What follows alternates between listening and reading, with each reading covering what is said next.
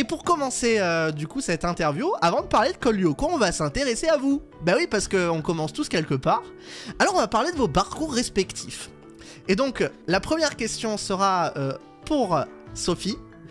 Madame Descroisettes, on sait que vous avez été diplômée d'un cursus universitaire dans le cinéma et que vous avez suivi une formation professionnelle à l'école des Gobelins. Est-ce que vous pourriez nous expliquer, s'il vous plaît, pourquoi vous avez choisi cette voie, pourquoi celle du dessin animé, et plus précisément celle de la série dessin animé? Alors, moi à l'origine, je suis une fan de cinéma, de l'animation, mais pas que. Donc, je suis une très très grande cinéphile. J'ai passé mon enfance à regarder des films. Alors, c'était moins facile parce que c'était une autre génération, mais voilà, cassette, cinéma en salle, etc.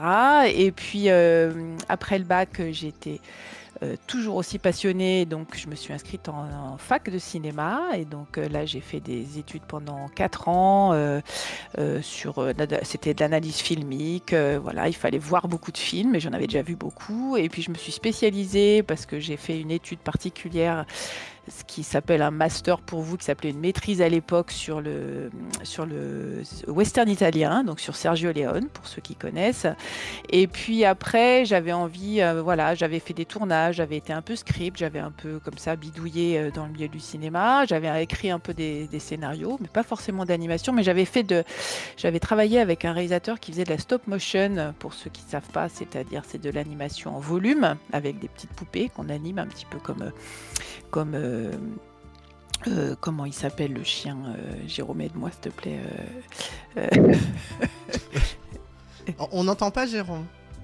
Il a coupé son micro, je crois. Ah, s'il a coupé son micro. Je reviens, mais c'est sur ok, tu veux. Voilà, c'est gros. Le stop motion, voilà, c'est gros mythe, voilà, merci.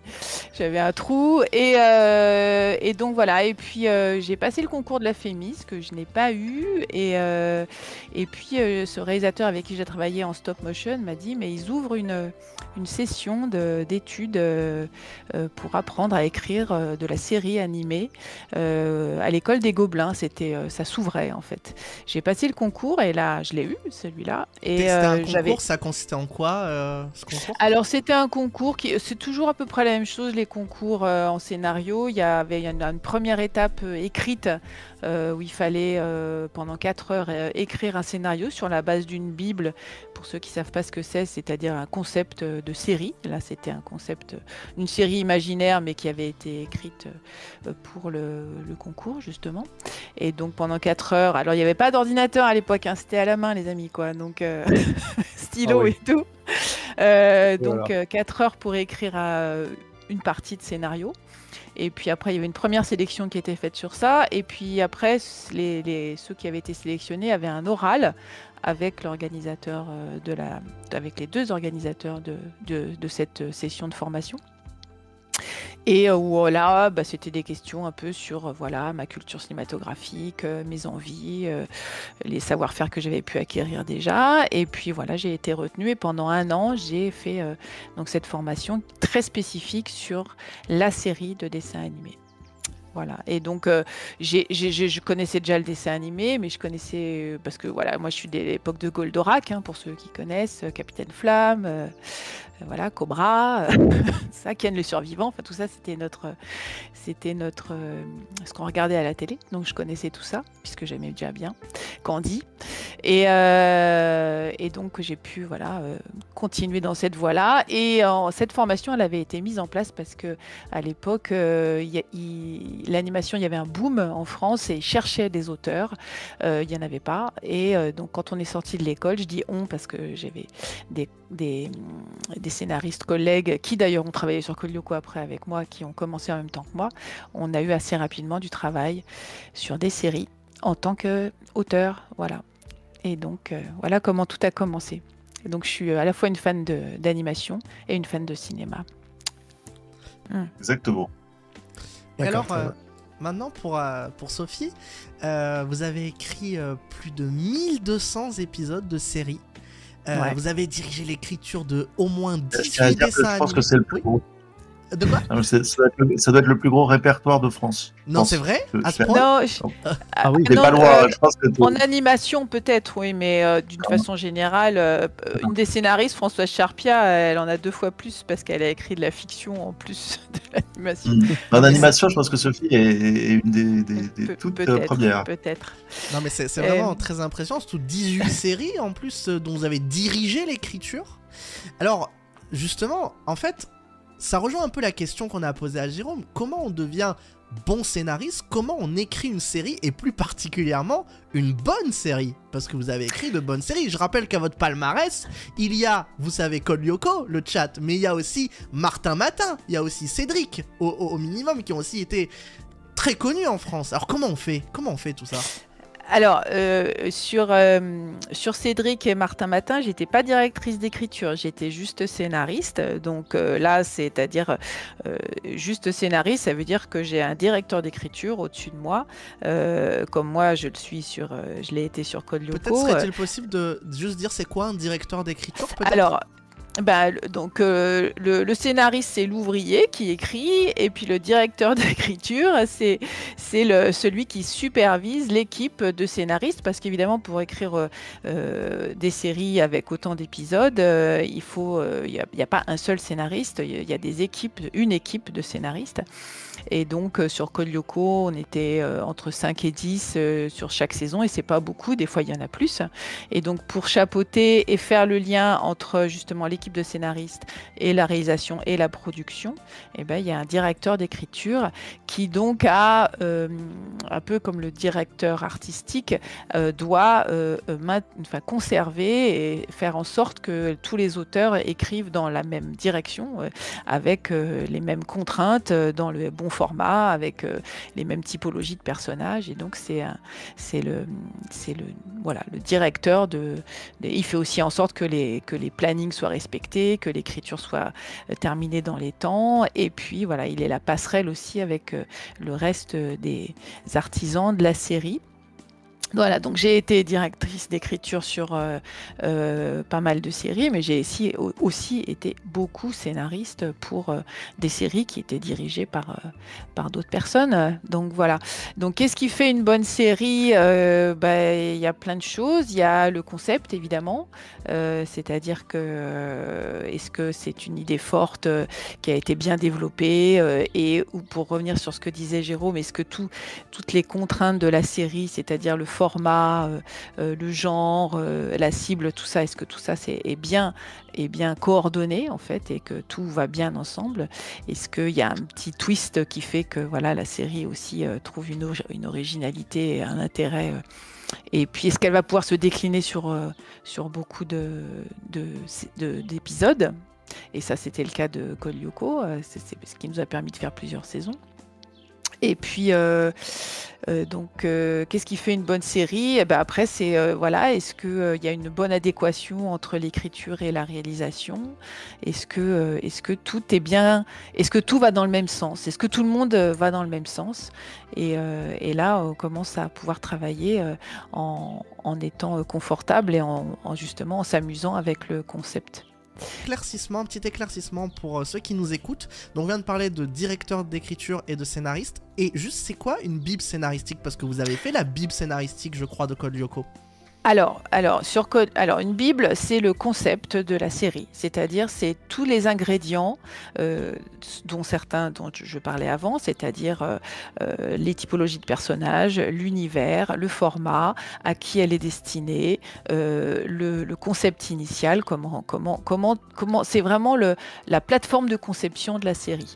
J'en ai écrit certaines, j'ai écrit certaines bibles, mais sur Code Lyoko, je ne suis pas l'auteur du concept initial, c'est pas moi, c'est Tania Palumbo, Thomas Romain, et puis après il y a des auteurs qui sont venus, Carlo Di Buttini et Fred Lenoir, qui ont écrit le premier épisode, et puis après moi je suis arrivée et j'ai dirigé la première saison, et après j'ai élaboré les concepts des saisons suivantes. Mais le concept initial, il n'est pas de moi, en fait. Donc je tiens quand même à rendre à César ce qui est à César. Donc voilà. Mais en revanche, effectivement, j'ai beaucoup travaillé, moi, dans l'élaboration des bibles successives qui venaient s'adjoindre à la Bible initiale et la compléter et pour pouvoir engendrer de nouveaux épisodes et de nouvelles saisons. Opérer ces changements. On sait donc, comme vous l'avez dit, que les créateurs originels du concept de Code Lyoko, ce sont Thomas Romain et Tania Palumbo. Et on sait que Thomas Romain a quitté la production de Code Lyoko mi-2003 en raison de désaccords avec la production. Et en fait, on se demandait quel a été véritablement le rôle de Tania Palumbo et de Thomas Romain dans le développement de la série. Par rapport à vous. Qu'est-ce qu'ils ont fait Tania, elle était là tout le long. Tout le temps. Tania, elle a été là tout le temps pendant les 6 ans de production, puisqu'elle était la directrice artistique. Donc c'était vraiment une collaboratrice ici hyper proche avec laquelle elle faisait tous les dessins, toutes les créations. Donc elle a été très proche. Thomas, il est parti assez rapidement parce que déjà il avait des envies de partir au Japon. Ça a fortement. Aujourd'hui, il vit à Tokyo, il fait de l'animation à Tokyo. Il est devenu pratiquement japonais, on va dire. Il parle japonais, voilà, des enfants japonais. Oui, il a même créé une association d'entraide à ceux qui veulent se lancer dans l'animation en étant français au Japon, oui, tout à fait. Exactement, donc c'est quelqu'un qui est très... Donc il avait déjà des envies très fortes de partir, ouais. Ça c'était un premier point. Et puis en fait, déjà, c'était d'abord, tout le monde était jeune à l'époque et en fait, on ne savait pas très bien ce qu'était une production de série et peut-être que le budget correspondait pas aux envies qu'il avait à l'époque. Je me souviens pas très bien pourquoi il a eu un désaccord avec la production. En tout cas, ce que je sais, c'est que à partir du moment où on était à bord avec Sophie, c'est vrai qu'on a pris vraiment le lead pour essayer de construire la série. Donc, on travaillait avec Carlo de Boutini, le troisième auteur, enfin l'auteur littéraire qui a travaillé sur la Bible. On travaillait avec Frédéric Lenoir, qui est l'auteur du premier script, on le connaissait. Avec Sophie, moi, et on essayait de créer vraiment de trouver, et puis d'autres encore, il y avait Françoise aussi déjà. Après, le reste des scénaristes, le reste de l'équipe de scénaristes est arrivé, dont Françoise Charpia, qui a été à l'origine de l'idée qu'il faut matérialiser Aelita. Enfin, c'est elle qui a eu cette idée-là. On faisait des réunions. Et puis nous, on a commencé aussi à travailler sur les fiches de personnages. Ça, c'était je dirais, un résidu de mes années où je faisais des jeux de rôle de façon vraiment légère. Hein, mais voilà, donc on s'est dit, on va faire des fiches de personnages avec des points de vie pour que les monstres, quand ils sont tués sur Lyoko, ça soit crédible, qu'il y ait une sorte de réalisme autour de tout ça. Et donc voilà, on s'est mis tous les scénaristes à élaborer ce qui allait être dans le contenu de la première saison en fait. Et en fait, aujourd'hui, est-ce que vous êtes toujours en contact avec Tania Palumbo et Thomas Romain ou plus du tout? Alors oui, Thomas, on a eu des nouvelles il n'y a pas très longtemps. Et Tania, on aimerait bien en fait. Ouais. Oui. Tania, j'aimerais bien avoir de ses nouvelles, mais Thomas, oui, j'ai discuté avec lui il y a moins de 2 mois, où il va très bien. D'accord. Et voilà, parce qu'on était sur des projets communs, mais ça n'a rien à voir avec Code Lyoko, mais voilà. D'accord. Ok. Il va très bien. Donc parce qu'effectivement, toute série, quand elle a un concept, doit nécessairement évoluer. Donc vous, on sait que ce qui vous a été notamment demandé, c'est de produire une série qui était non feuilletonnante, c'est-à-dire que les épisodes ne se suivent pas au début dans la saison première. Il a donc nécessairement fallu faire des choix de réalisation parce que vous aviez des moyens financiers et vous aviez des ambitions personnelles. Qu'est-ce qui a été le plus difficile pour commencer Code Lyoko en fait ? Je pense que c'est de mettre en place le système narratif en fait, mais ça c'est fait justement par le biais de Teddy Godzilla. Ça c'est très souvent, enfin en tout cas je parle de l'aspect éditorial, c'est très souvent le cas. Le premier script d'une série c'est toujours le plus compliqué à écrire parce que c'est lui qui met en place le système narratif de la série, la formule en fait de chaque épisode.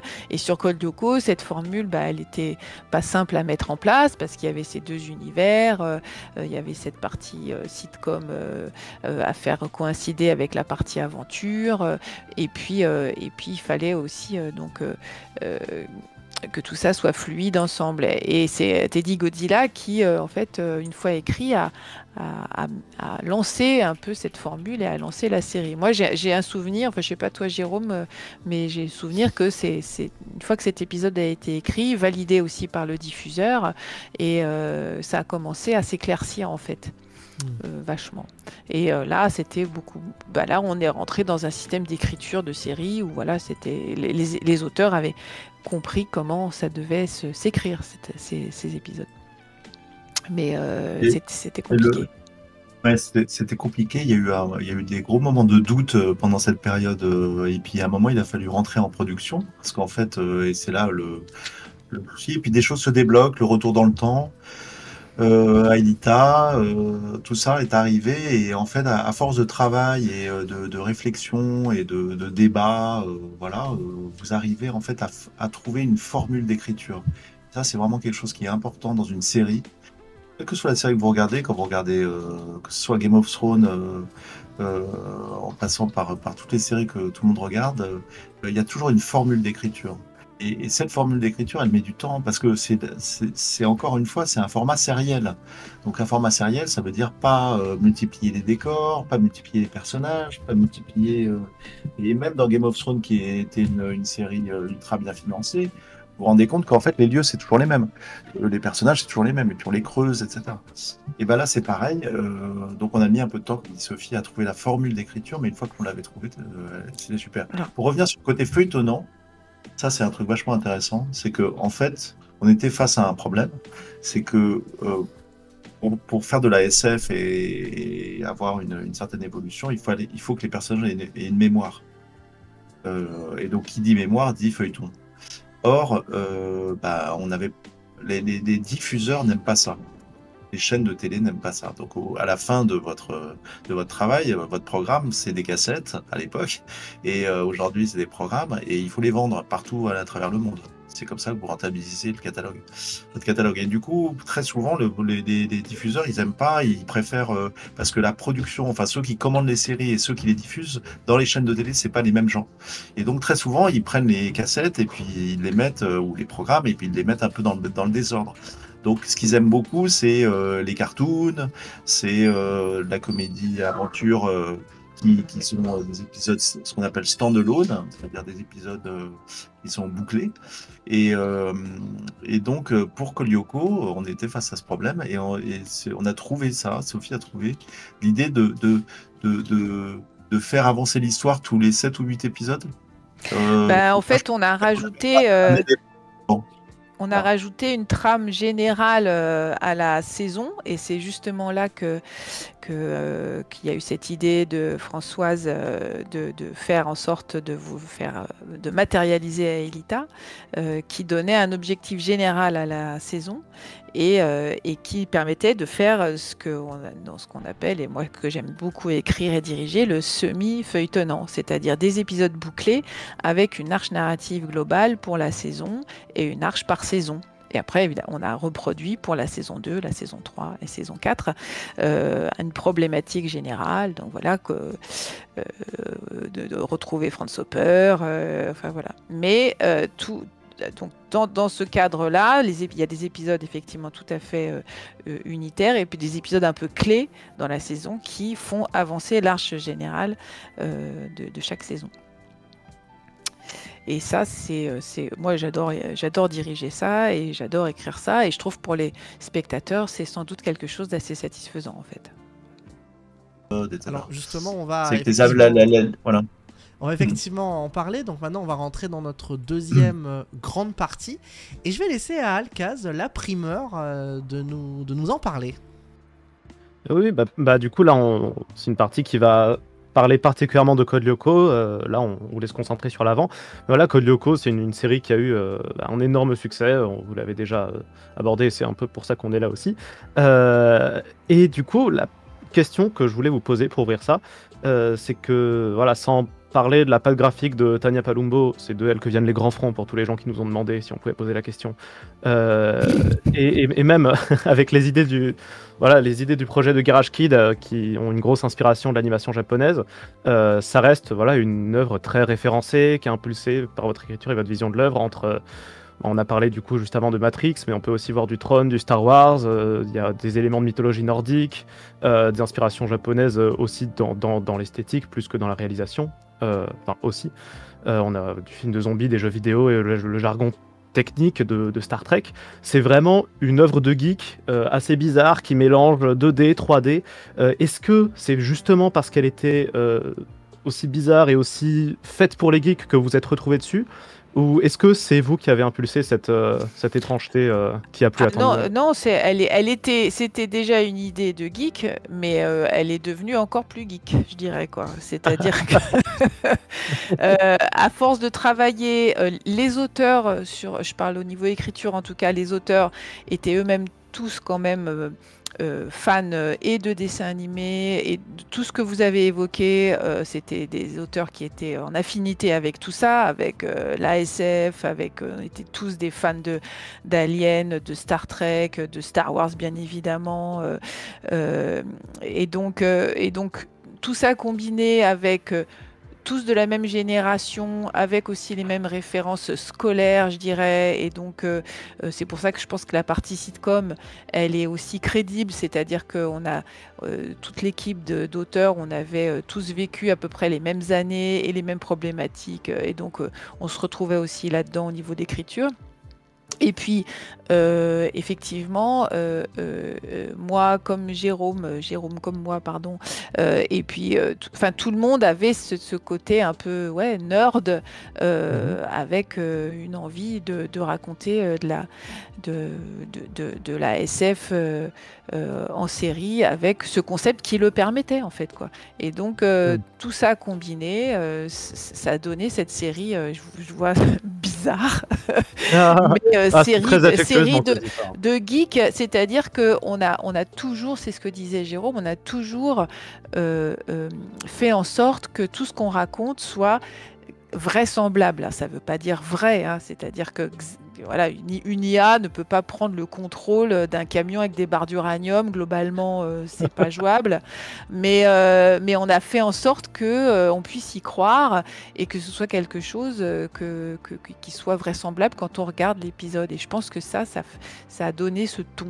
Voilà, ce ton avec à chaque fois donc du travail pour que la barre d'uranium elle soit vraiment crédible, je dis ça, ou tout ce qui est technologique est bien sûr inventé mais crédible. Et ça, je pense que ça donne le ton geek. Et c'est lié à nos affinités à tous. C'est-à-dire, moi, j'ai un père physicien, mon mari était super geek lui aussi. Donc, tout ça, ça joue, évidemment. Chacun met du sien, en fait, quand on écrit. Ouais. Et donc, Je vous dis, c'est très collaboratif sur avec avec une vision des choses en disant, mais il faut faire, par exemple, très vraisemblable. Et donc, ça demande des efforts. Par exemple, on avait une carte des points de vie, on avait établi des points de vie, des dégâts pour les monstres, des règles précises pour les tours. Voilà, à chaque fois qu'on mettait quelque chose en place, il fallait que ça soit ça fasse vrai. Voilà. Que ça fasse vraisemblable dans le monde dans lequel qu'on avait créé. Et donc, forcément, ça donne un écosystème. Et puis, il y a quelque chose de très satisfaisant quand vous créez un univers ou une série, etc. C'est qu'à un moment, ça vous échappe. C'est-à-dire que, enfin, le monde a ses propres, ça vous échappe pas, mais le monde a ses propres règles que vous avez contribué à établir. Et donc, vous pouvez plus faire n'importe quoi avec les règles. Et donc, et là, ça devient, c'est assez le pied, on va dire, c'est assez jouissif, c'est que les personnages font quelque chose et ne peuvent pas faire autrement. Et si vous décidez qu'ils font autrement, et ben vous cassez le code, et dans ce cas-là, vous jouez avec, mais vous retomberez sur vos pattes. Pareil pour les règles de jeu, etc. Et tout ça, c'est évidemment, on vient avec ce qu'on est. C'est-à-dire que moi, j'ai vu Star Wars au cinéma. Le 1. Mais oui. J'étais petit hein. Et je me souviens bien et ça m'a marqué à vie. C'est pour ça le design des tarentules. Des dizaines de tarentules, un peu. Oui, Ouais, tout à mais on fait. était tous de la même génération, comme je vous disais, et donc tous inspirés par les mêmes choses. Et donc, il y a un épisode qui est quand même référencé à Alien très spécifiquement, quoi. Donc, Très c'est un hommage. explicitement. Ouais, Très, vrai. très, Oui, très, oui, c'est très, vrai, très on a explicitement, revu, mais c'était volontaire, hein, c'est pas Mais- une erreur. C'est vrai que vous étiez un petit dessin animé entre guillemets, donc, mais vous avez pas eu peur d'avoir des problèmes avec les droits d'auteur d'Alien justement? Oh bah non, parce que La créature, c'est la même. Oui, c'est un hommage, c'est- oui, bien sûr. c'est un hommage et non, bah, on n'a pas eu des problèmes avec Giger. Dans une précédente interview, vous n'avez jamais eu à vous censurer. Donc c'est vrai, c'est réel, vous avez jamais eu l'impression de devoir vous censurer? Pas vraiment. Alors, il faut savoir que les scénaristes de série, on respecte. Notre métier, c'est quand même respecter des contraintes. Donc, à partir du moment, c'est la règle de base. On a des contraintes de format, des contraintes de contenu, etc. Mais dans ce cadre-là, c'est-à-dire avec des personnages qui ont un certain âge et donc un certain comportement à avoir, et avec les règles éthiques qu'on a, c'est-à-dire que on montre pas des héros qui se droguent, ou alors si on le fait, bah, c'est en toute conscience et on sait pourquoi on le fait. Et on pas fait de en sang sorte, non plus. Pas de sang, pas de. Mais parce que c'est pas une dans, série qui. Dans Il Faux y a des Départ, gens- le cancre là tire un laser sur Ulrich, ça ne fait qu'un petit trou dans son vêtement. Ouais. Par exemple. Bah, parce que c'est pas forcément nécessaire. Oui, oui, Mais bien dans sûr. voilà, dans ce cadre de contraintes qu'on avait, on n'a pas, été censuré. Non, on s'est pas senti censuré. En revanche, on a lutté, et ça je l'ai dit déjà dans une interview, et je crois que Jérôme aussi, on a lutté contre des idées qui émanaient à chaque nouvelle saison. C'était par exemple de faire qu'on puisse voir le visage de Voilà, personnifier oui. Xana. Ça, vous Et l'aviez ça, dit, en oui. fait, on a toujours refusé parce que c'était contraire au concept. Xana est une intelligence artificielle, n'a pas de visage. Et pour qu'il soit dangereux et qu'il fasse peur, ou qu'elle fasse peur, enfin voilà, une intelligence artificielle, il fallait continuer à avoir cet être immatériel et voilà, Mais alors, numérique. Justement, Et donc ça, c'était important, par exemple. vous avez dit dans de nombreuses interviews que vous n'aviez jamais imaginé écrire Code Lyoko pour un autre public que son public cible, et c'est normal parce que vous êtes scénariste, vous avez des contraintes. Mais est-ce que ça veut dire que vous n'avez jamais voulu exploiter des thématiques plus matures? Si vous me permettez d'expliquer, la backstory du projet Carthage a l'air particulièrement sinistre, vraiment très sinistre. Bah oui, alors on l'a exploitée, elle est sinistre, mais d'ailleurs on le sent quand même, les hommes en noir, c'est pas des rigolos, hein. Non, ça, c'est clair. Mais comment dire, les thèmes, la série, il faut qu'elle garde sa cohérence thématique et que donc arriver avec un thème beaucoup plus sombre qui parle de la mort, et déjà on parle quand même beaucoup de la mort, de la résurrection, de la maladie. Ils passent leur temps à manquer de mourir tout le temps. Vous avez fait le choix quand même, cette pauvre Aelita, jusqu'au bout, vous l'aurez pas épargnée. Hein. Franz Hopper meurt à la fin de la série, on rappelle elle quand que même. des problèmes, la pauvre. C'est-à-dire que déjà, de base, Franz Hopper, il lui a fait des trucs pas cool, quoi. Elle l'a enfermé sur Lyoko. Justement, on en reparlera de ça, mais... C'était pour la sauver. C'est tout à fait, c'était pour la sauver. Mais non, en fait, la thématique est sombre, le traitement, c'est un traitement d'aventure, et donc Bien on sûr. est tout à fait cohérent dans ce contexte-là, quoi. Voilà. Et puis à côté de ça, il faut.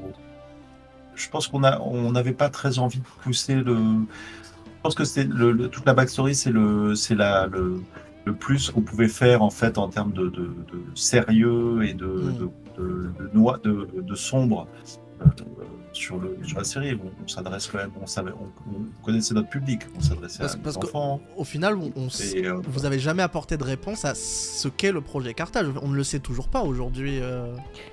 Non, oui. c'est un projet. C'est un projet, c'est un secret. Mystérieux. Un mystère.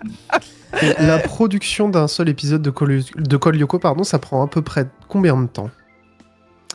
6 mois.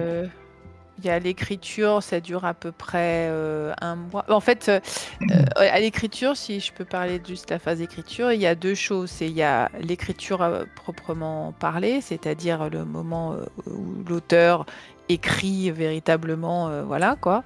Et ça dure pas si longtemps que ça. Enfin, c'est à peu près 1 semaine, un peu plus par étape. Et il y a 3 étapes en tout.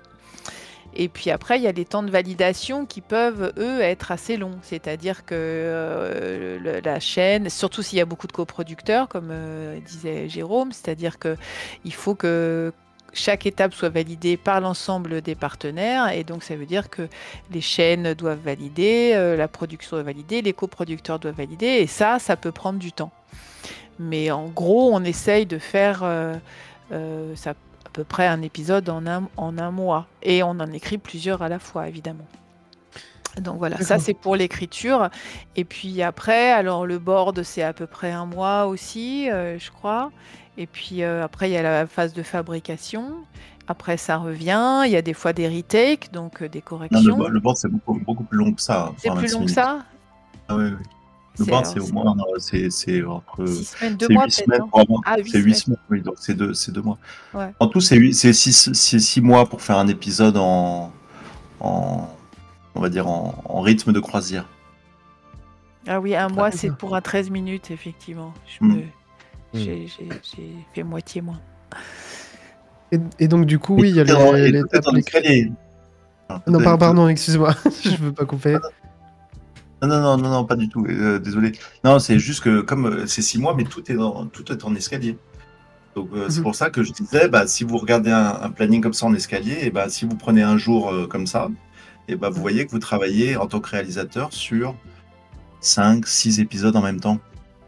Et donc c'est pour ça que le temps d'écriture où on se posait avec Sophie, relire, commenter, viser chaque mot, chaque virgule, etc.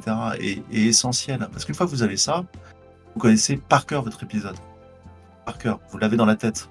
Et donc, on vient vous poser la question, mais là, il faut qu'ils rentrent dans cette pièce, c'est quelle pièce, etc. Vous connaissez tout, en fait. Et donc, vous pouvez rapidement répondre aux questions, des questions que vous avez par dizaines chaque jour, évidemment. D'accord, oui, donc chaque épisode, en fait, je dis pour un épisode, mais en fait, c'est vraiment plusieurs épisodes en même temps sur 6 mois. C'est un escalier, en fait. C'est la production, c'est l'écriture. Voilà, moi, j'ai un nombre d'épisodes à faire valider par mois, à faire écrire, à faire valider par mois. C'est la tâche du directeur d'écriture, quoi. Et donc effectivement, voilà, tout est comme ça. Et donc pour le réalisateur, évidemment, c'est... Non, la production, oui, parce qu'il y a des épisodes qui sont plus difficiles. En fait, quand vous fabriquez l'épisode, il y a plein de problèmes de fabrication quand même. C'est-à-dire que l'anime, elle est pas bien. Voilà, donc il y a des tensions qui se créent à ce moment-là.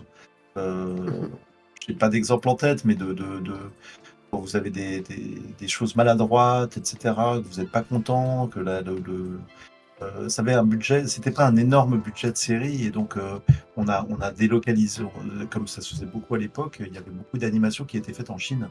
L'animation était faite en Chine. Entre Hong Kong et Shanghai. Donc là aussi, ça m'a permis de voyager, ce qui était sympa. Et d'aller voir les studios. On travaillait en partenariat avec eux, mais parfois, les équipes sont pas toujours bonnes, etc., etc. Donc voilà, la tension, elle venait plus de là. C'est quand la qualité est pas au rendez-vous et que vous dites avec Tania, on disait mais non, mais ça c'est pas possible, on peut pas laisser ça passer. Et donc là, il faut reprendre le plan, comment on fait, etc. Et donc dès la 2e saison, on avait 2 personnes qui était à plein temps en Chine, qui vivait dans le studio, en fait, qui dirigeait le studio, l'unité Kolyoko, en fait, qu'on avait créé à Shanghai. Donc voilà, et à partir de là, ça s'est bien passé, on a gagné beaucoup de temps, parce que... Voilà. Et puis on faisait des boards... En parlant justement d'internationalisation de la série, donc vous avez dit que Kolyoko saison première avait été un carton aux États-Unis. Peut-être on en avait mis beaucoup, je sais pas. c'est possible, mais je me souviens pas d'avoir eu des contraintes liées, par exemple, à cet intérêt espagnol ou au succès en Espagne. Mais oui, après, il y avait peut-être des demandes graphiques. Il y avait eu, je me souviens que il y avait des demandes au niveau de la technologie et du renouvellement des pouvoirs sur Lyoko des personnages. Et ça, c'était lié à des demandes sans doute de coproducteurs, mais aussi de toute façon pour que la série puisse rebondir et avoir des nouveaux enjeux et des nouveautés en fait quoi. Donc peut-être tout ça a été mêlé en fait. Mais justement, en fait, vous aviez dit que les États-Unis avaient commandé la saison 2 avant la France. Ce qui a donné lieu effectivement à un découpage un peu aléatoire, enfin pas aléatoire mais assez atypique on va dire. Est-ce que vous pouvez nous détailler un peu cet aspect-là? Qu'est-ce qui s'est passé en fait par rapport à la saison 3 qui fait 13 épisodes, la 2 qui en fait je ne sais plus combien? Comment ça s'est passé? Alors, surtout la 3 qui est courte, mais ils avaient commandé moins d'épisodes, tout simplement, non? C'est pas ça? Ils avaient commandé 45 épisodes, je crois. Et en fait, ça faisait un truc bizarre. Ça faisait 30 et 15, non? 26, Alors, c'est ça. J'avoue que j'ai un petit trou. On est un peu perdu.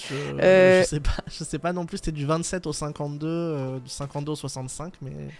Non, parce que... 52, 52 c'est normal, c'est 52, c'est 2 fois 26.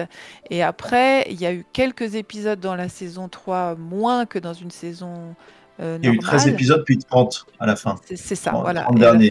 Ouais. Ouais, il y en a eu 30 et 15. Et alors, quand est-ce qu'il je vous avoue que ma mémoire m'échappe, c'est la vieillerie, ça, mais quand est-ce que la saison a été diffusée? En tout cas, je sais que la diffusion sur Cartoon Network a vraiment boosté la série et a provoqué vraiment le... Alors, est-ce que c'est entre la 2 et la 3? Non, je crois que c'est à la fin de la 1. Hein. C'est clairement à la fin de la 1, puisque en fait, on a écrit... enfin, tu as écrit avec l'équipe toute la backstory à ce moment-là aussi. Et donc voilà, donc c'était une énorme opportunité que les Américains, c'était rarissime en fait qu'une série... Yumi elle a choisi, ou est-ce qu'on en est toujours au ses copains et puis c'est tout? Est-ce qu'on pourrait avoir là aussi une réponse définitivement? Yumi avec qui elle sort maintenant 20 ans plus tard? Est-ce qu'on peut savoir? Yumi et Elric sont super amoureux, c'est clair. Et ils ont du mal à se le dire et à chaque fois il se passe des choses qui fait que c'est compliqué pour eux deux quoi. Mais pour moi c'est un couple d'amoureux, c'est évident. C'est Roméo et Juliette, bien sûr quoi. Donc William ne vient pas jouer les troubles faits. Voilà, oui. Ah bah si, je viens jouer les troubles faits. Oui, bien sûr. Mais elle n'a pas choisi William. Voilà, c'est ça qu'on... en tout cas, je pense que Ulrich est vraiment l'élu de son cœur. Après, pour des histoires narratives, parce que comme vous le savez, en scénario, ce qu'on cherche avant tout, nous les scénaristes, c'est créer des problèmes. Parce que sans problème, il n'y a pas d'histoire. Et ben, on crée des problèmes. Donc, ils doivent s'embrasser et toc, s'y arrive. Voilà. En tout cas, voilà. On va arriver maintenant à une question que moi, je rêve de vous poser depuis que je suis très jeune. C'est une question qui est très importante pour moi, qui me touche vraiment beaucoup personnellement. On l'a dit en début d'émission, voilà, moi je suis gay et Code Lyoko a été très important pour moi parce que, comme beaucoup de garçons dans ma situation, je me suis par exemple beaucoup identifié à Odd de par sa voix, son style atypique. C'était même, je vais vous dire, une des théories les plus populaires sur internet, le nombre de fanfics qui racontaient comment Odd se découvrait bisexuel, voire carrément gay. Je voudrais avoir votre point de vue en tant que créateur. Est-ce que vous avez déjà pu envisager, parce que ça fait partie de la vie adolescente de se poser des questions sur sa sexualité, est-ce que vous avez déjà pensé que Odd puisse être bisexuel, voire carrément gay? Pour moi, ensuite Sophie va répondre, mais pour moi, le personnage de Odd, à dessein, on a gardé l'ambiguïté parce que je trouve que ça symbolisait bien ça. Et en fait, il est joué par une comédienne, d'ailleurs, et pas par un garçon, qui est souvent le cas hein, pour des jeunes enfants, enfin des adolescents. On prend souvent des femmes comédiennes qui ont des voix un peu plus avant d'avoir mué. Pardon. Et donc, je trouvais que c'était un truc génial, ça. Et ça, c'est vraiment Tania aussi qui a voulu garder ça, qui déjà l'a designé un peu un être un peu androgyne, comme, enfin, on savait pas, et garder ça tout en lui mettant des attributs de dragueur, de séducteur, alors que on sait pas s'il l'est vraiment, etc. Tout ça, moi, je trouvais que c'est vraiment, et voilà. Et Sophie et son équipe ont eu la délicatesse de garder ça en mouvement et en vie, et il y avait personne pour, voilà. Puis nous, enfin, je veux dire, c'est des valeurs voilà, qu'on porte aussi. C'est-à-dire qu'il fallait, c'était important aussi. On parlait aux enfants, on parlait de tolérance, tout le monde n'est pas pareil, tout le monde se pose des questions, voilà. Et je trouvais que c'était vraiment important de garder ça. Et voilà, c'était pas plus assumé que ça sur le personnage en lui-même. C'est plus ambigu en fait. Oui, Voilà.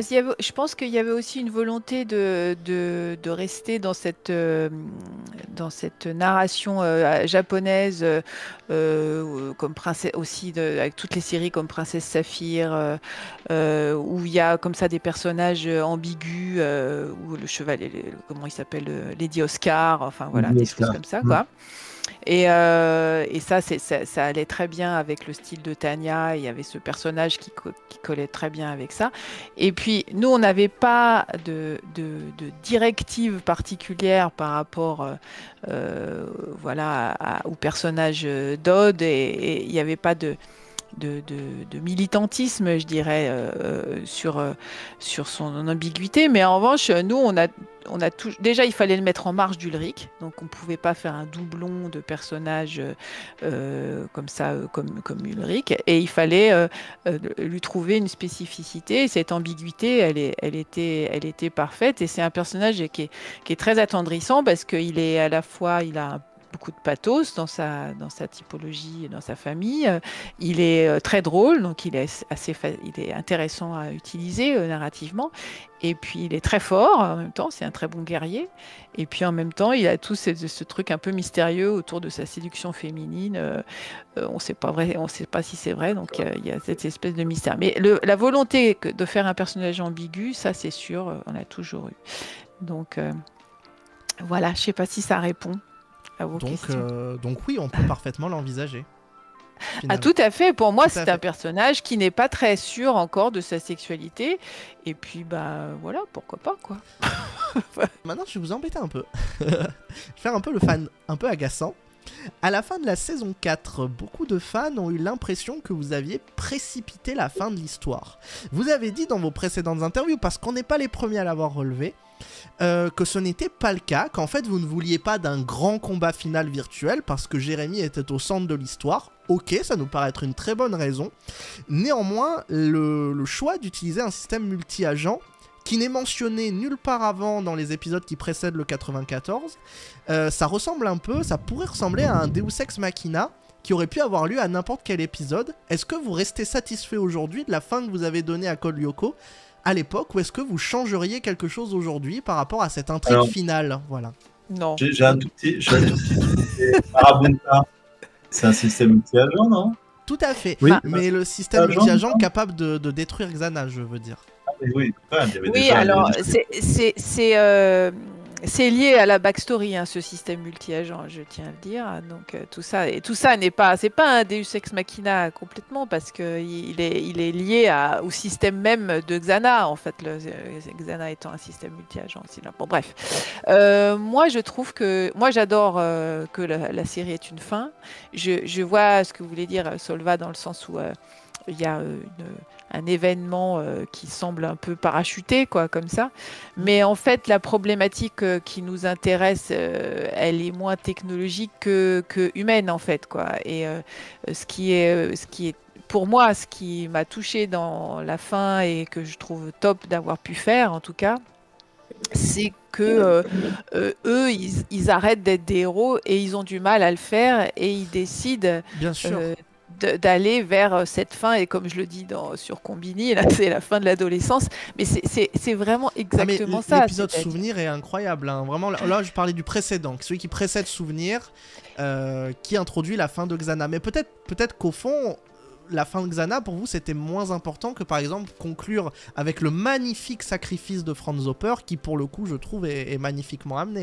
Peut-être c'était plus important pour vous de faire comme ça, finalement, ce qui se comprend. Oui, je pense que... Enfin, pour moi, la vraie fin, c'est leur choix à eux par rapport à cette bêtise qu'ils n'arrêtent pas de refaire, c'est-à-dire de ne pas savoir comment fermer, comment éteindre le supercalculateur, quoi. Et donc, le rapport à ce statut de héros et au fait d'être marginaux et d'avoir un secret, et comment on fait pour arrêter et finalement aller vivre comme tout le monde sans avoir de secret et sans vivre des choses exceptionnelles. Et pour moi, c'est ça vraiment l'intérêt de la fin de Code Lyoko, quoi, en fait. Ça a dû être dur pour eux d'arrêter après toute cette vie palpitante, revenir à une routine. C'est la même chose dans le dernier Indiana Jones. Il y a quelque chose d'un peu similaire, hein, c'est-à-dire maintenant il est à la retraite et il se fait suer dans sa chambre de bonne, quoi. Donc c'est ça. Oui, c'était la dernière. Pas la dernière question. Pas la dernière question, mais la dernière un peu embêtante. Non, là, une question plus générale auquel vous avez un peu répondu aussi, mais là, vraiment, on va aller au fond du sujet. Pourquoi vous avez choisi de mettre un point final après la saison 4, alors que Code Lyoko était au sommet de son œuvre? Vous avez cité dans vos interviews précédentes que les diffuseurs n'avaient pas envie d'une suite, mais pourquoi, en fait? C'est rare qu'un diffuseur n'ait pas envie de faire une suite à une série à succès, d'autant qu'il était question de produire plusieurs films autour de la backstory de Franz Hopper, sous le nom, je crois, de Code Lyoko Reloaded, ce qui avait été confirmé par Nicolas Atlan en 2008. Alors, pourquoi est-ce que tout ça s'est arrêté à ce moment-là, au sommet de l'œuvre de Code Lyoko? Dans mon souvenir, effectivement, les producteurs, les diffuseurs avaient plus envie enfin, France Télévisions voulait plus investir. Alors, est-ce que je pense que c'est lié aussi à un changement de direction chez France Télévisions. Ouais. Je pense que c'est à cette époque de FPAR. Donc, quand il y a un changement de direction jeunesse, très souvent, les projets, voilà, il y a des projets qui se renouvellent pas. Par exemple, quand on a travaillé sur Sherlock Yak pour TF1, on était pile poil aussi à un changement à la fin, alors que la série marchait très très bien et était vraiment super. Il y a eu un changement de direction et donc elle n'a pas été renouvelée. Donc, je pense que ça a beaucoup joué, ça. Et puis, il y avait déjà eu 97 épisodes. Bien sûr. Donc bon, je pense que les diffuseurs ont dit un peu aussi, il en faut pour les copains, quoi. Mais ce serait pas la première fois qu'on voit un concept étiré jusqu'au bout. Et au final, tant mieux que ça ait peut-être pas été le cas, hein, d'une certaine façon. Mais c'est vrai que c'était surprenant, alors que la série était vraiment au sommet de son œuvre, la saison... Je crois, hein, parce que j'étais petit, moi j'avais 8 ans, donc... Peut-être la saison 4 était pas aussi folle que ça, mais enfin, moi de mon souvenir, c'était un phénomène quand même, la saison 4.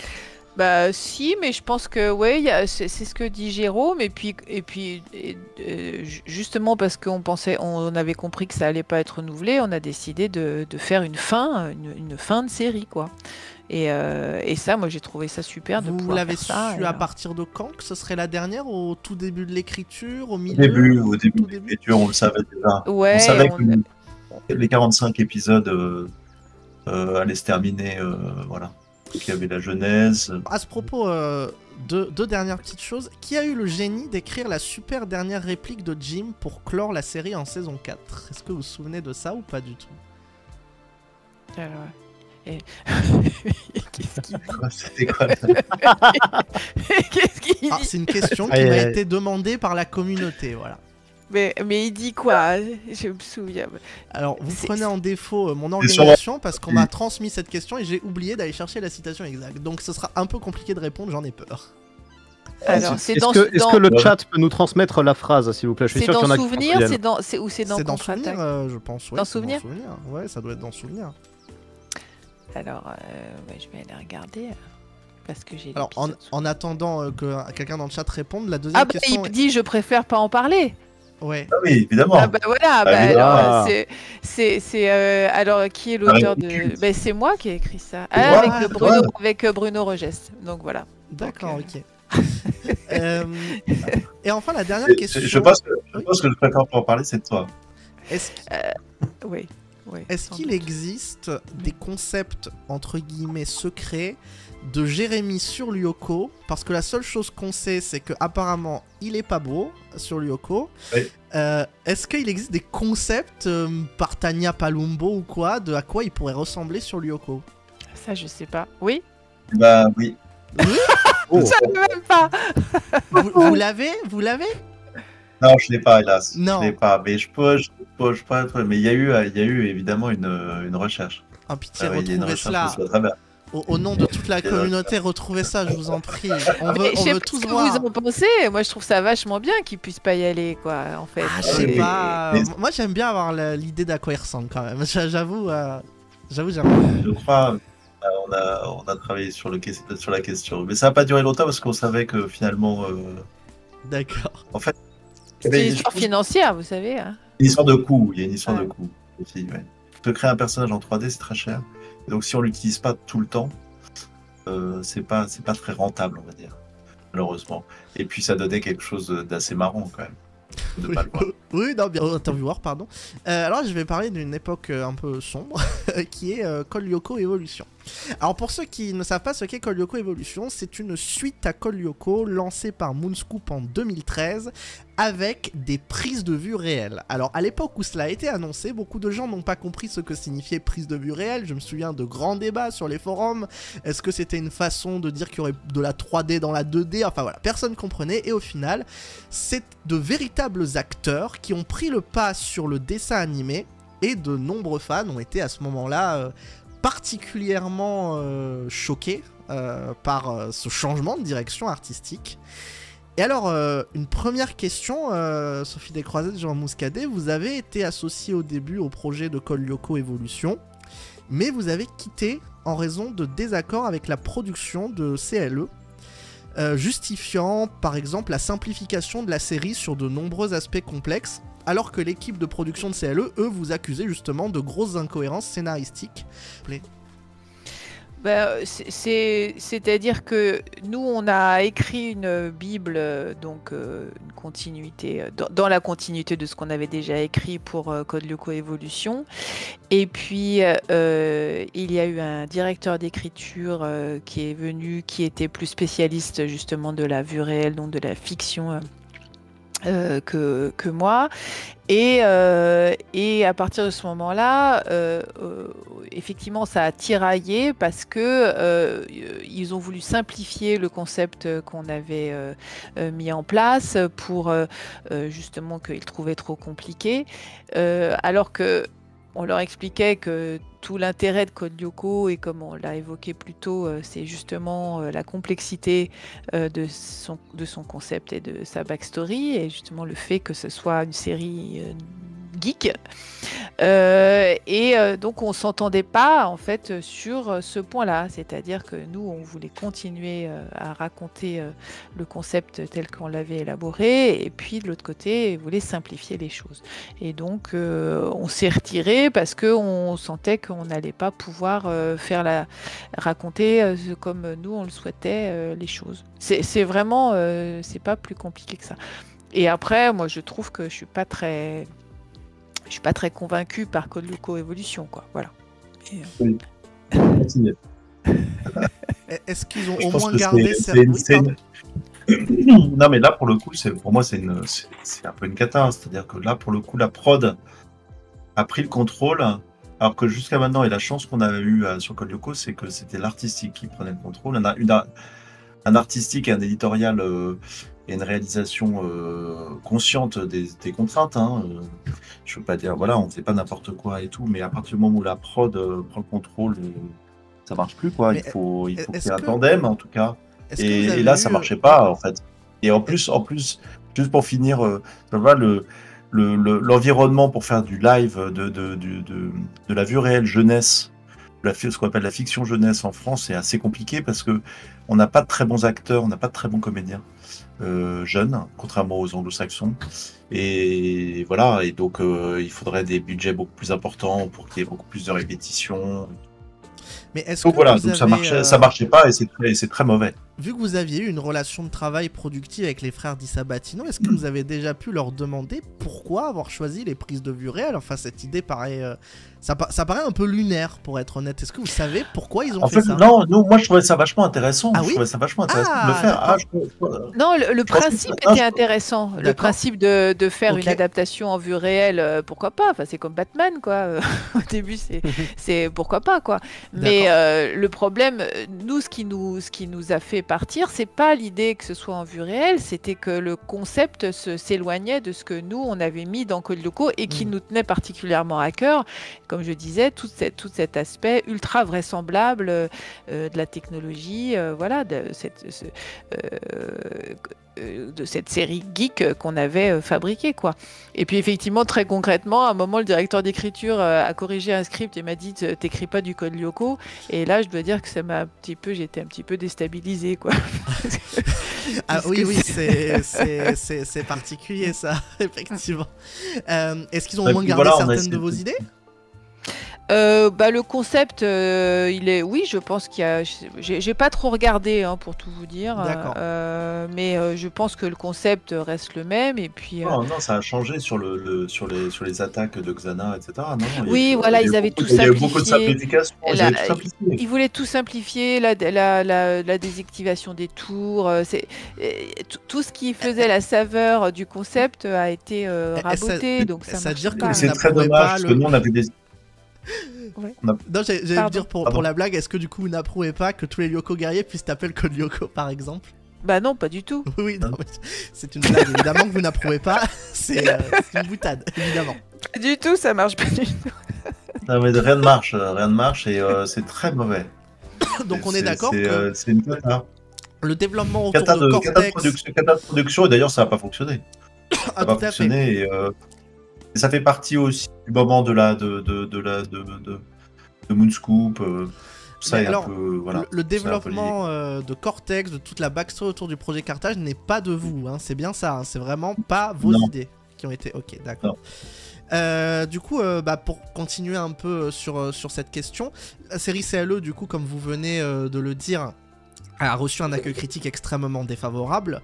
Vous étiez pourtant ceux qui ont donné le plus de vie à Code Lyoko originellement, avec bien sûr Tania Palumbo et Thomas Romain. Est-ce que cet échec vous a donné le sentiment en tant qu'auteur, en tant qu'artiste, et là c'est vraiment une question personnelle, hein, que votre bébé a été malmené? Est-ce que c'est quelque chose qui, genre, ça vous a travaillé la nuit, vous étiez là un peu... Ah bah oui, au moment où moi je suis partie, j'étais quand même pas contente, j'étais très triste et puis je me sens, même si moi, ouais, comme je vous le disais, je suis pas l'auteur du concept non plus, donc mais c'est vrai que moi j'avais le sentiment de pas comprendre comment quelqu'un pouvait me dire le dialogue de Odd, c'est pas Odd alors que c'est moi qui ai donné avec mon équipe Ouais. d'auteurs la façon de parler de Odd, c'était nous qui l'avions décidé, donc oui, il y avait quelque chose d'un peu étrange. Mais après, en fait, pour moi, Code Lyoko Evolution, pour moi, c'est pas Code Lyoko.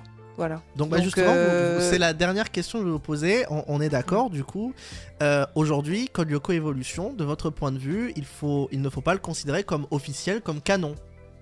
Bah, l'histoire. c'est une sorte de pas de côté, mais pour moi, voilà, s'il y avait une suite à Code Lyoko, Code Lyoko Evolution n'entrerait pas. Non, mais je suis entièrement d'accord avec toi. C'est Ça une rentre pas du tout en ligne de compte. Important. On avait Oui.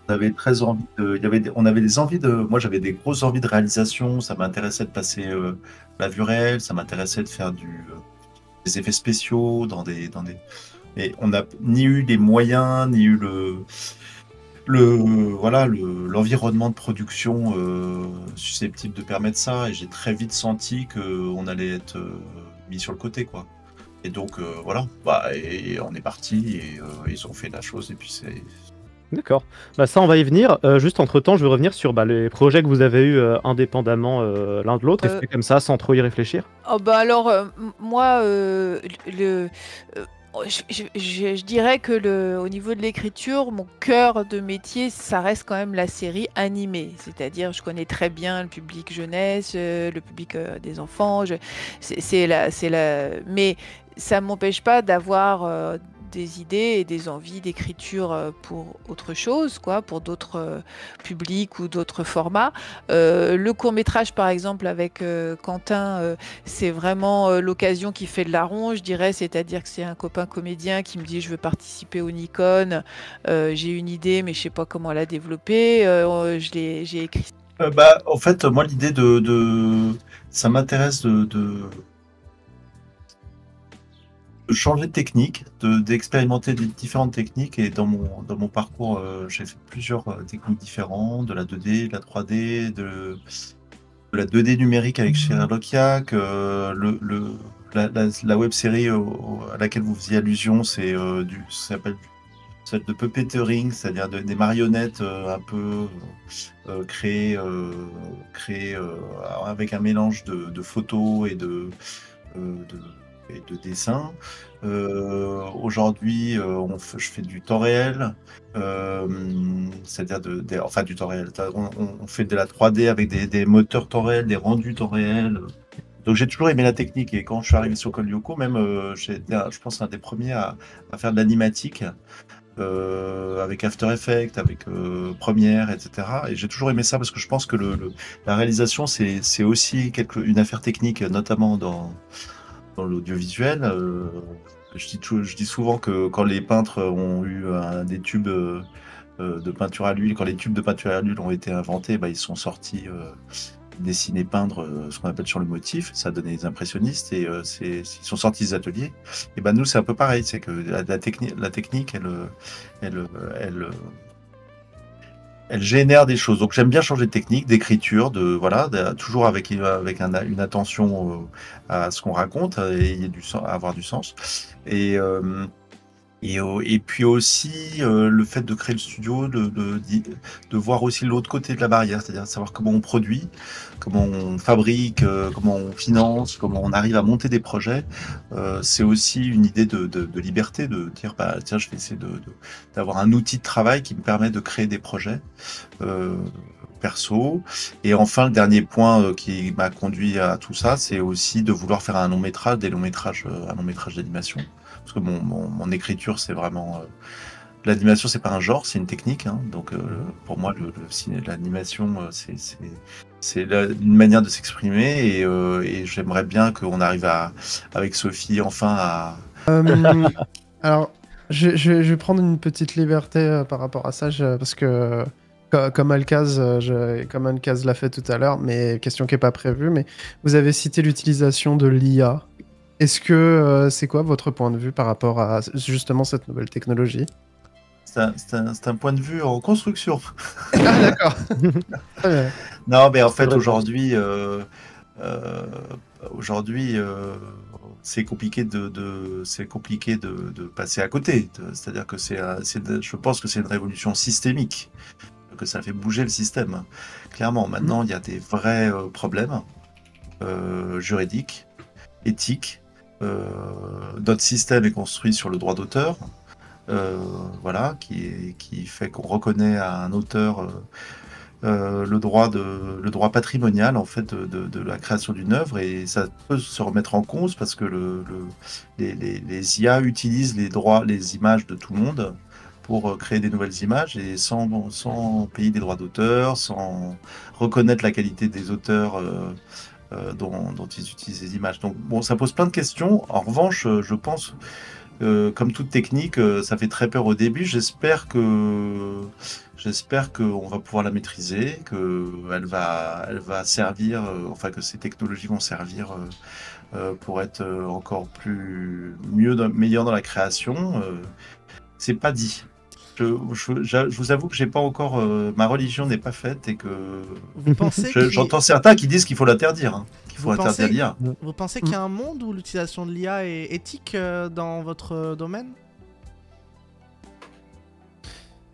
Ça dépend, ça dépend oui, ça dépend de l'utilisation. Si la transparence des images qui ont généré une nouvelle image est assurée, ça c'est possible. Enfin voilà, c'est une possibilité. Si les artistes sont payés, enfin vivent vivent de leurs œuvres. Malgré l'IA, ça ira, mais aujourd'hui, il y a des vrais. Enfin, je vous dis, c'est vraiment très compliqué. Il y a des conférences, des débats. On en fait encore une avec une association dans laquelle je suis d'auteur, réalisateur, scénariste et auteur graphique bientôt. Non, c'est pas du tout évident. Je vous dis, on n'est pas encore au bout de la réflexion. En revanche, l'utilisation, elle grandit à vue d'œil. D'ailleurs, là, une autre question qui conclura cette sous-partie nous permettra d'arriver à notre dernier grand temps fort de cette interview. Vous avez écrit, du coup, dans une interview que vous étiez plus libre en tant que créateur dans les années 2000. Vous l'avez répété, Jérôme, tout à l'heure, d'ailleurs, pendant l'interview. Vous trouvez vraiment qu'aujourd'hui, c'est plus difficile d'exprimer de la créativité dans les séries quand on voit, par exemple, la variété qui viennent casser les codes et peut-être pas tant que ça soit sur Netflix ou même à la télévision, vous trouvez vraiment que c'est plus compliqué aujourd'hui ? C'est plus normé, je dirais. Je sais pas ce que t'en penses, Jérôme. C'est-à-dire que les cases sont plus fermées, les regards sont plus affûtés, il y a plus d'interlocuteurs, il y a plus c'est plus difficile de monter les projets aussi. Enfin, Code Lyoko, on avait vraiment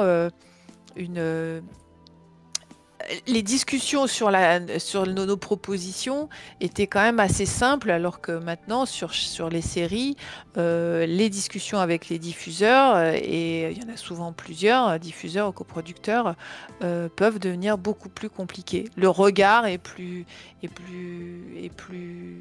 Il y a plus d'intrusion, je dirais. Voilà. Donc ça complique un peu. Et puis, effectivement, alors pas sur toutes les séries, mais il y a des chartes qui ont été établies, qui, par exemple, demandent à ce que si alors il y a certains diffuseurs qui ont des chartes plus sévères que d'autres, comme par exemple Disney, quoi. Par exemple, si un enfant fait du vélo, comme la télévision est quelque part une volonté prescription éducative, il faut qu'ils mettent un casque et des genouillères et des coudières, par exemple. Ce qui narrativement n'est pas forcément toujours hyper pratique. Donc je pense que c'est de ça qu'on voulait parler quand on a donné cette réponse en interview, c'est-à-dire il y a un regard, une intervention extérieure qui est plus forte qu'avant. Mais qui est lié aussi au fait que y a plus de programmes, que les enfants sont souvent laissés seuls face aux programmes, et que donc il y a une réglementation qui se fait aussi par rapport à ça, quoi. Et puis ça a marché. Voilà. Mais est-ce que dans ce contact avec les fans, vous diriez que des fois, vous avez changé des choses dans l'écriture par rapport au retour des fans pour leur plaire ou pour répondre à leurs questions ? C'est pas exactement ça, mais je pense que on voyait ce qui les interrogeait, on voyait ce qui leur plaisait, enfin on entendait en tout cas, et effectivement, je pense que ça générait une motivation. C'est-à-dire de voir que ça plaît, ça génère une motivation, hein, ça c'est sûr. On est encore plus content, quoi, de continuer. Et puis effectivement, on pouvait se dire ah bah oui, quand on aborde, quand on fait une inversion de corps et que Ulrich embrasse Odd, ça plaît, tout le monde se pose des questions, donc on va continuer à fouiller dans cette direction-là, par exemple, quoi. Ça motive, voilà, ça motive. Mais est-ce que, c'est ça. Par prolongement de cette question, est-ce que, du coup, pour prolonger la question, vos rapports avec les fans ont été certes très sincères, très positifs pour vous, mais est-ce que ça a été aussi parfois difficile de répondre à leurs attentes par parfois un pointillisme peut-être exacerbé ou par un désir très gentil finalement, parce que ça part d'une bonne intention de tout savoir, de tout comprendre. Je me souviens Jérôme qui répondait dans une interview.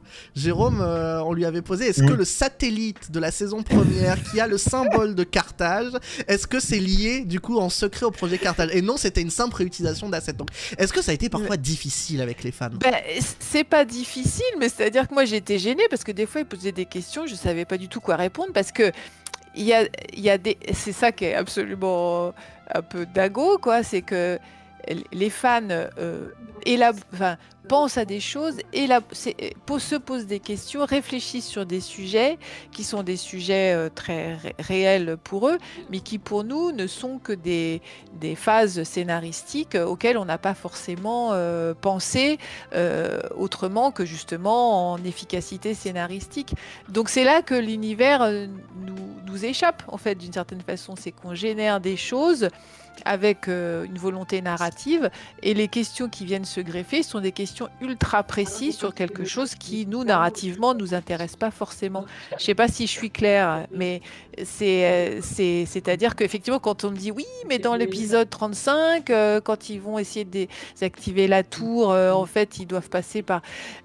je sais des fois pas quoi répondre, ou je savais, parce qu'on m'en a posé beaucoup à un moment, parce que effectivement, j'avais pas envisagé cette question-là sous cet angle-là, quoi. Donc j'étais plutôt déstabilisée, en fait, voilà. Et gênée, parce que je savais pas forcément quoi répondre de précis à ce genre de questions. Voilà. Non, merci. Mais ça me donnait l'occasion de réfléchir et de me dire, ah bah tiens, peut-être là, il faudrait être plus précis sur ça, ou réfléchir à ça, pas refaire. Voilà. Et vous, Jérôme, c'est beaucoup Sophie qui a été en contact avec les fans, mais vous, est-ce que vous avez eu un rapport privilégié avec les fans? Comment vous êtes senti? Parfois dépassé aussi? C'est quoi votre opinion là-dessus? Non, pas tellement. J'ai pas souvenir J'ai toujours été flatté et content que ça intéresse. Je regardais les choses. Parfois, je me servais même du site pour me rappeler de choses. Là, je me dis, ah oui, effectivement. Donc ça va vraiment aider. Et puis, j'étais très content. En fait, j'ai pas eu l'impression d'être dépassé et tout. Et puis, en fait, j'avais pas le temps, si vous voulez, pendant des années, pendant les années Code Lyoko. Comme je vous le disais, le métier de réalisateur est tellement chronophage. Je bossais, quoi. J'avais même pas le temps de regarder Internet. Hein. Est-ce qu'on peut raconter la petite anecdote, Jérôme, de la lettre, s'il vous plaît. C'est très mignon. Jérôme qui a reçu une lettre de fan qui était anglophone, écossais, je crois. Non, mais si, non, ils étaient... Il était asiatique, je crois. Bon, en tout cas, ils avaient traduit leur lettre pour qu'elle soit en français. Mais ils l'avaient traduit sans connaître le français. Et donc, c'était signé « Your biggest fan », mais ça donnait en français « Votre plus grand ventilateur ». D'accord. Et donc, Jérôme a reçu cette lettre. Votre plus grand ventilateur. Le plus grand ventilateur. C'est trop mignon. Mais on en a reçu beaucoup, des lettres. Ouais. Alors du coup, récemment, il y a une fiction sonore qui s'appelle Code Lyoko Frontières virtuelles qui a été publiée par le collectif Audiodidacte, qui raconte les aventures des Lyoko guerriers 20 ans après la dernière saison. Est-ce que ça vous arrive de vous intéresser aux hommages et aux projets de fans qui sont sortis autour de Code Lyoko depuis la fin de la série, ou c'est un monde qui est totalement étranger pour vous? Non, moi ça m'est très étranger. Je sais que ça existe, j'en ai reçu parce qu'on m'en a envoyé, mais c'est-à-dire qu'on n'a pas forcément le temps de regarder. J'en ai reçu beaucoup, mais vraiment beaucoup, quoi. Et je sais qu'il y en a beaucoup sur codelyoko.fr, effectivement, quoi. Mais donc là, non, on n'a pas regardé. Tu savais, Jérôme? Oui. Non. Non. Tu m'entends? Parce qu'il y a aussi le jeu vidéo développé par quelqu'un qui a pour son nom Emu Delki qui s'appelle l'IFSCL. Alors là, c'est très intéressant, Jérôme, pour vous. Donc vous avez inventé avec votre équipe tous les assets du supercalculateur. Des fois, des choses qui n'avaient pas grand sens. Et il y a un développeur qui, en travaillant solo sur ce jeu, a donné du sens à tout ce qui était affiché sur l'écran du supercalculateur de Jérémy. Mais si, mais je vous promets. Et il en fait aujourd'hui un jeu qui est même un mini RPG dans lequel vous incarnez Jérémy. Les décors de Kadik ont été reproduits en 3D. Les comédiens doubleurs d'Aelita, de Franz et de Jérémy français et anglais ont participé au projet. C'est un projet absolument pharaonique qui dure depuis 14 ans maintenant. 14 ans. 14 ans. Pas 13 ans, pas 12 ans, 14. Non mais vraiment c'est impressionnant pour le coup. Impressionnant. Oui. Dingue, dingue. Bah, bravo. Ouais, non, mais c'est dément. C'est ça. En plus, si ça génère de la créativité, alors là, c'est Ouais, bah, vous c'est avez encore plus inspiré, comme on dit, toute une génération. Eh bah ouais, on est très Trop bien. flattés. On est très flattés. Vraiment. Pas très bon. Je vous pose la question, Sophie, Jérôme. Dans une interview sur une chaîne Twitch espagnole au mois d'octobre 2023, pardon, 2003 que je te raconte, vous avez fait des annonces troublantes à propos de Code Lyoko qui ont mis en émoi la communauté. Je vous le demande solennellement ici, la main sur le cœur, y aura-t-il une suite à Code Lyoko? Alors, la réponse c'est que évidemment on adorerait. Hein. Et que ce serait quelque chose de formidable, surtout pour. Mais on fait tout pour, voilà. Mais comme vous avez compris, l'animation c'est pas facile à mettre en place, à élaborer, donc on y travaille. On y Mais travaille. Vous en êtes où voilà. aujourd'hui? En fait, l'idée c'est que pour monter un projet comme ça, faut mettre des gens d'accord. Et donc voilà, on y travaille. C'est pas fait. Voilà, on espère, on aimerait bien le faire. Mais ce que je peux vous garantir, c'est que la communauté sera la première informée. Ça c'est sûr. Et que ce soit vous, les gens de Codeyoko.fr, etc. Merci pour tout et à bientôt. Non. N'oubliez pas de regarder le planning, c'est sur Discord et tous les autres réseaux.